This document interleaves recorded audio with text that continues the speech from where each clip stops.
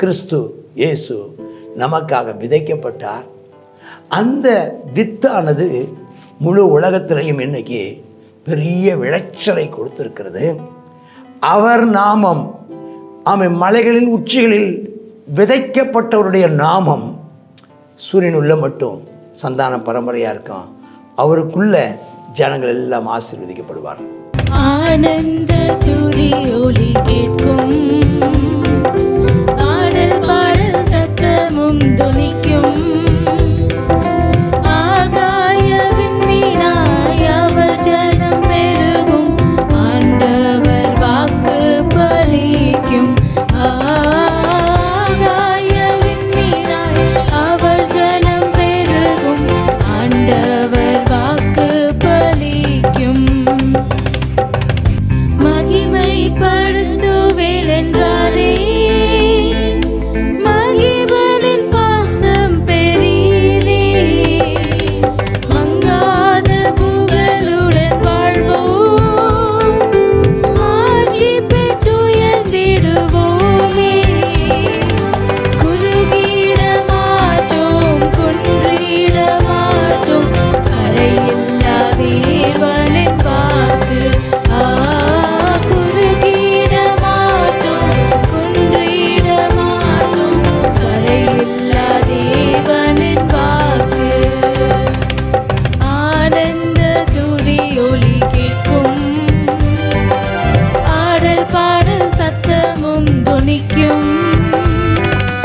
ஆகாய விண்மீனாய் அவர் ஜனம் பெருகும், ஆண்டவர் வாக்கு பலிக்கும். ஆகாய விண்மீனாய் அவர் ஜனம் பெருகும், ஆண்டவர் வாக்கு பலிக்கும். சங்கீதம் 72 அதனுடைய தலைப்பிலே சொல்லப்பட்டிருக்கு சாலமோனை பற்றிய சங்கீதம்.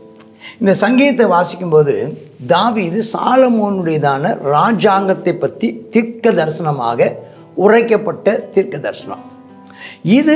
அப்படியே ஹல்லேலூயா மேசியா இயேசு கிறிஸ்துவுக்கு பொருந்தும். மேசியா இயேசு கிறிஸ்துனுடைய மேன்மை, மேசியா இயேசு கிறிஸ்துனுடைய 1000 வருட அரசாட்சி எப்படி இருக்கும்? ஏன்னா சாலமோனுக்கு கொடுக்கப்பட்டதான பல இந்த வாக்கு தத்தங்களும் தீர்க்க தரிசனங்களும் சாலமோனுடைய வாழ்க்கை காலத்தில் நிறைவேறவில்லை. அவைகள் எல்லாம் மேசியாவின் ராஜரீக நாட்களிலே, ராஜ்யபார நாட்களிலே நிறைவேறும். சரி, தேவனே ராஜாவுக்கும் உடைய நியாய தீர்ப்புகளையும் ராஜாவின் குமாரனுக்கும் உடைய நீதியையும் கொடுத்தருளும். இந்த இடத்துல பிதாவாகிய தேவன், குமாரனாகிய கிறிஸ்து, அவர் எப்படி நடத்துவார் அப்படின்னு பார்த்தீங்கன்னா 2ல் ஜனங்களை நீதியோடு நடத்துவாரா, ஏழைகளை நியாயத்தோடு நடத்துவார். அந்த நீதினா என்ன, நியாயம்னா என்ன? நீதி அப்படின்னு சொன்னால் அவங்களுக்கு கிடைக்க வேண்டிய நன்மைகள், பாதிக்கப்பட்டோருக்கு கிடைக்க வேண்டியதான பரிகாரம், அது நீதி. நியாயம் அப்படின்னு சொல்கிறது என்னன்னு கேட்டிங்கன்னா அவன் கிடைக்க வேண்டிய தண்டனை. 2க்குமே ஒரு நீதியில் கிடைக்க வேண்டிய நீதியான தண்டனையும் கொடுக்குறார், நீதியான பலனையும் கொடுக்குறார். நியாயம்னா நியாயமான கூலியை கொடுக்குறார், நியாயமான தண்டனையை கொடுக்குறார். இந்த 2மே அது அர்த்தம். நீதி நியாயம்னா 2ம் அர்த்தம் அதுதான். கர்த்தருக்கு ஸ்தோத்திரம். வார்த்தை அதுக்காக தான் 2ஐயும் பிரித்து போட்டிருக்கு. நீதிங்கிறது எங்களுக்கு நீதி கிடைக்கணும், அடுத்தவனுக்கு நியாயம் கிடைக்கணும்னா நியாய தீர்ப்பு கிடைக்கணும் அப்படின்னு நம்ம பேசுகிற மாதிரி. சரி, பர்வதங்கள் ஜனத்திற்கு சமாதானத்தை தருமா, மேடுகள் நீதியின் விளைவோடு இருக்குமா? ஜனத்தில் சிறுமைப்படுகிறவர்களையும் அவன் நியாயம் விசாரிப்பாரா, ஏழைகளின் பிள்ளைகளை ரட்சிப்பாரா, இடுக்கன் செய்கிறவனை நொறுக்குவார். அப்போ இடுக்கன் செய்திருக்க மாட்டான். சூரியனும் சந்திரனும் உள்ள மட்டும் அவர்கள் மக்கள் தலைமுறை தலைமுறையாய் பயந்திருப்பார்கள்.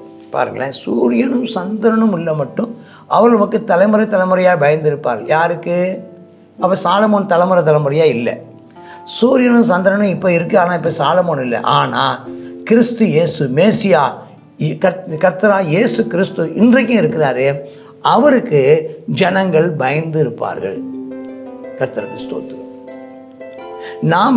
நாமளோ அவரை ஆராதித்திருப்போம், அவரிடத்தில் அன்பு கூர்ந்திருப்போம். அன்பு கூறுகிறவர்கள் ஒரு கூட்டம், பயந்திருப்பவர்கள் ஒரு கூட்டம். நாமோ அன்பு கூறுகிறவர்களாக இருப்போமாக. அது எப்படி இருக்குமா, அந்த அவருடையதான ஆசீர்வாதம் வெளிமே மழை போல் துளி போல் பனித்துளி போல் அப்படி ஆசீர்வாதம் இருக்குமா. அவர் நாட்களில் நீதிமான் செழிப்பானா, சந்திரன் உள்ள வரைக்கும் சமாதானம் இருக்குமா. எங்கேயும் சண்டையோ வன்முறை இருக்காது, வறுமை இருக்காது. வன்முறையும் இல்லை, வறுமையும் இல்லை. கர்த்தருக்கு ஸ்தோத்திரம். வறட்சியும் இல்லை. ஆமென், ஸ்தோத்திரம். பின்பதாக உபச்சார பாவமும் இல்லை. ரொம்ப ஆசீர்வாதமாக இருக்குமா. ஒரு சமுத்திரம் தொடங்கி மறு சமுத்திரம் வரைக்கும், நதி தொடங்கி பூமியின் எல்லைகள் வரைக்கும் அவர் அரசாளுவார். இது யார் அரசாளல்? இந்த மாதிரி சாலமோன் அந்த இடத்துக்கு வரல. ஆனால் தேவாதி தேவன் கர்த்தராகிய இயேசு கிறிஸ்து சொல்லியது, மேற்கு கடலுக்கும் கிழக்கு கடலுக்கும் இடையில முழுவது, அந்த காலத்தில் மேற்கு கடல்னு சொல்லுது, மத்தியதரை கடல் சொல்லுவாங்க மேற்கு கடல்னு. கிழக்கு கடல்னு எதை சொல்லுவாங்கன்னா, இந்த பாரசீக வளைகுடாவை ஒட்டி உள்ளதுன்னா அரேபியன் சி, அந்த அரபிக்கடலை சொல்லுவாங்க. இப்போ கடல் டு கடல்னு சொன்னால் அட்லாண்டிக் கடல் முதற்கொண்டு, ஆமென், ஸ்தோத்திரம், அரபிக்கடல் முதற்கொண்டு இந்த பக்கம் மறுபக்கம் பசிபிக் கடல் வரைக்கும் எல்லா கடல் எல்லைகளையும், எல்லா நதிகளும், எல்லா தீவுகளிலேயும் கர்த்தருடைய ராஜ்யம் சபை ஸ்தாபிக்கப்பட்டிருக்கும். சபை ஸ்தாபிக்கப்பட்டிருக்கும். நம்ம நினைக்கிறோம் சபையை தொந்தரவு பண்ணுறவங்க ஜெயிப்பாங்கன்னு. சபையை தொந்தரவு பண்ணுறவங்க ஜெயிக்க மாட்டாங்க. சபையை தொந்தரவு பண்ணுகிறவர்களை, ஆமென், ஸ்தோத்திரம், அவர்களை தொந்தரவு பண்ணுகிற காலம் வந்து விட்டது. உன்னை உபத்திரப்படுத்துகிறவர்களை கர்த்தர் உபத்திரப்படுத்துவாராக. உன்னை ஒடுக்கினவர்களை கர்த்தர் ஒடுக்குவாராக. உன்னை நிந்திக்கிறவர்களை கர்த்தர் நிந்திப்பாராக. உன்னை துன்பப்படுத்தினவர்களை கர்த்தர் துன்பப்படுத்துவாராக. ஆமென். அப்புறம் பாருங்க, எல்லாருமே ஆண்டு அரசாழ்வாரா, எல்லாரும் அவருக்கு முன்பாக குனிந்து வணங்குவார்களாம். சத்துருக்கள் மண்ணை நக்குவாங்களாம். அவ்வளோதான், விழுந்து போவாங்க. தர்சீசின் ராஜாக்கள், தீவுகளின் ராஜாக்கள் காணிக்க கொண்டு வருவாங்களாம். எப்படி இருப்பாருங்க. ஷேபாவினுடைய ராஜாக்கள்லாம் வெகுமானில் கொண்டு வருவாங்களாம். சகல ராஜாக்களும் பணிந்து கொள்வார்களாம். சகல ஜாதிகளும் அவரை சேவிப்பார்களாம். அவ்வளோ பெரிய ராஜாக்களெல்லாம் அவரை சேவிக்கிற நேரத்தில் எளியவனையும் மறக்க மாட்டாரா, சிறியவனையும் சிறுமையானவனையும் மறக்க மாட்டாரா, பலவீனரை மறக்க மாட்டாரா, எளியவர்களை மறக்க மாட்டாரா. இல்லையா சொல்லுங்கள். எப்படியா ராஜாக்கள் வருவாங்க, பிரபுக்கள் வருவாங்க, காணிக்கை கொடுத்து அவரை பணிந்து கொள்வார்களாம். அதே சமயம் கூப்பிடுற எளியவன், உதவியற்ற சிறுமை, பலவீனன், எளியவன், அவர்களுக்கு ஆண்டவர் உதவி செய்து அவர்களை விடுவிப்பாரா, ஆசீர்வதிப்பாரா. அவர்களை இந்த வஞ்சகம், கொடுமை அதுகளுக்கு இருந்து நினைச்சுவார் ஆண்டவர் தப்பு வைப்பாரா, மரணத்துக்கு அவர்களை தப்பு வைப்பாரா. அவர் பிழைத்திருப்பார். அவர் பிழைத்திருப்பார்னா அவர் என்றென்றும் பிழைத்திருப்பார். மேசியா ராஜா என்றென்றும் பிழைத்திருப்பார். அவர் மரணத்தை ஜெயித்தவர். அவருக்கு சேபாவின் பொன் அவர் கொடுக்கப்படும். அவர் நிமித்தம் இடைவிடாமல் ஜெபம் பண்ணப்படும். எந்நாளும் ஸ்தோத்திரிக்கப்படத்தக்கவர். யாரு? மேசியா கிறிஸ்து இயேசு. 16ஆம் வசனம். மலைகளின் உச்சிகளில் ஒரு பிடி தானியம் விதைக்கப்பட்டிருக்கும். அதன் விளைவு லீபனோனை போல அசையும். பூமியின் புல்லை போல நகரத்தார் செழித்தோங்குவார்கள். என்னுடைய அர்த்தம் என்னன்னு பாருங்களேன், ரொம்ப ஆச்சரியமாக இருக்கும். அவருடைய நாமம் என்றென்றைக்கும் இருக்கும். சூரியன் உள்ள மட்டும் அவருடைய நாமம் சந்தான பரம்பரையாய் நிலைக்கும். மனுஷர் அவருக்குள் ஆசீர்வதிக்கப்படுவார்கள். இது ஆபிரகாமுக்கு கொடுத்ததான ஆசீர்வாதம். ஆபிரகாமின் குமாரனும் ஆபிரகாமுக்கு கொடுக்கப்பட்ட ஆசீர்வாதம். தாவீதின் குமாரனும் தாவீதுக்கு நிலையான சிங்காசனம், ஆசீர்வாதமும் நிலையான சிங்காசனமும், ஆமென், ஸ்தோத்திரம், எல்லாம் ஆசீர்வதிக்கப்படும். எல்லா ஜாதியிலும் பாக்கியமுடன் என்று வாழ்த்துவார்களா. அதிசயங்களை செய்கிறவர், அவருடைய நாமத்திற்கு ஸ்தோத்திரம் உண்டாவதாக. பூமி முழுவதும் மகிமையால் நிறைந்து இருப்பதாக. அப்போ எந்த இடத்துல நான் வர்றேன்னு சொன்னால், பூமியின் உச்சியிலே, பூமியின் மலைகளின் உச்சியிலே, கல்வாரி மலையிலே, அல்லேலூயா, ஒரு பிடி தானியம் என்பதை போல கிறிஸ்து இயேசு நமக்காக விதைக்கப்பட்டார். அந்த வித்தானது முழு உலகத்திலையும் இன்னைக்கு பெரிய விளைச்சலை கொடுத்திருக்கிறது. அவர் நாமம் மலைகளின் உச்சிகளில் விதைக்கப்பட்டவருடைய நாமம் சூரியன் உள்ள மட்டும் சந்தான பரம்பரையாக இருக்கும். அவருக்குள்ள ஜனங்கள் எல்லாம் ஆசீர்வதிக்கப்படுவார். கர்த்தருக்கே மகிமை உண்டாவதாக, அவருக்கே ஸ்தோத்திரம் உண்டாவதாக. அவருடைய பூமி எங்கும் அடைய மகிமையால் நிறைந்திருக்கும். பூமி எங்கும் கர்த்தரை அறிகிற அறிவினால் நிறைந்திருக்கும். பூமி முழுவதும் கர்த்தருடைய மகிமையினால் நிறைந்திருக்கும். பூமி முழுவதும் அவருக்கு ஆராதனை செலுத்தப்படும். பூமி முழுவதிலும் இருந்து அவருக்கு காணிக்கைகள் சேகரிக்கப்படும். பூமி முழுவதும் அவர் அறியப்பட்டிருப்பார். பூமி முழுவதும் அவர் ஆராதிக்கப்படுவார். பூமி முழுவதும் அவர் ஆளுகைக்கு உட்பட்டதாக இருக்கும். பூமி முழுவதும் இருக்கிற ஜனங்கள் அவராலே ஆசீர்வதிக்கப்பட்டிருப்பார்கள். அவரை அண்டிக் கொள்கிறவர்கள் பாக்கியவான்கள்.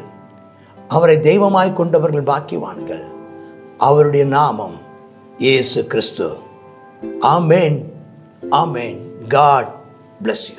சங்கீதம் 72 இது சாலமோனை பற்றியதான சங்கீதம் சொல்லப்பட்டிருக்கிறதுன்னு சொல்லி பார்த்தோம். மேசியாவை குறித்து இயேசு கிறிஸ்துவதான ஆளுகையின் அப்போ அவர் இந்த பூமிக்கு வருவார்.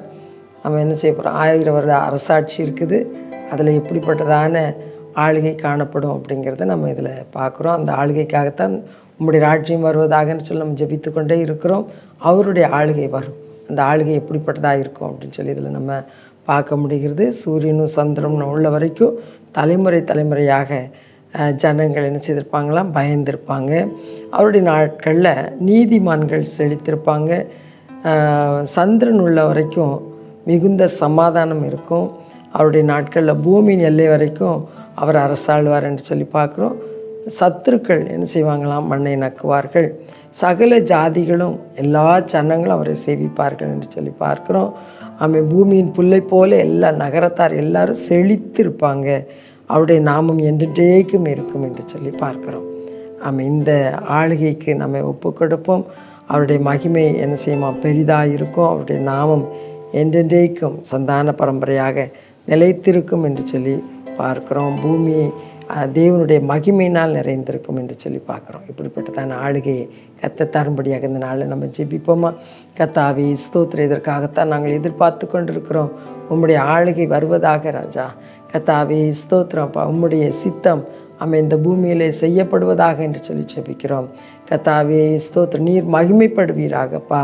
தேவனே, இஸ்ரவேலின் தேவனாக இருக்கிற கத்தாவே அப்பா, உமக்கு மகிமை உண்டாவதாக. என்றென்றைக்கும் கத்தாவே உம்முடைய மகிமை பொருந்திய நாமம் என்றென்றைக்கும் ஸ்தோத்திரப்படுவதாக. கத்தாவே பூமி முழுவதும் உம்முடைய மகிமையால் கத்தாவே நிரப்பப்படுவதாக என்று சொல்லி ஜெபிக்கிறோம். கத்தாவே நீர் அரசாளும். கத்தாவே ஸ்தோத்திரம், துன்மார்க்கர்களை அப்பா பிசாசின் கிரியைகளை அழித்து போட்டு உம்முடைய ஆதிக்கத்தை உம்முடைய ஆளுகையை கொண்டு வந்து ஜனங்களை ஆசீர்வதியும். இயேசுவின் நாமத்தில் ஜெபிக்கிறோம் நல்ல பிதாவே. ஆமேன், ஆமேன்.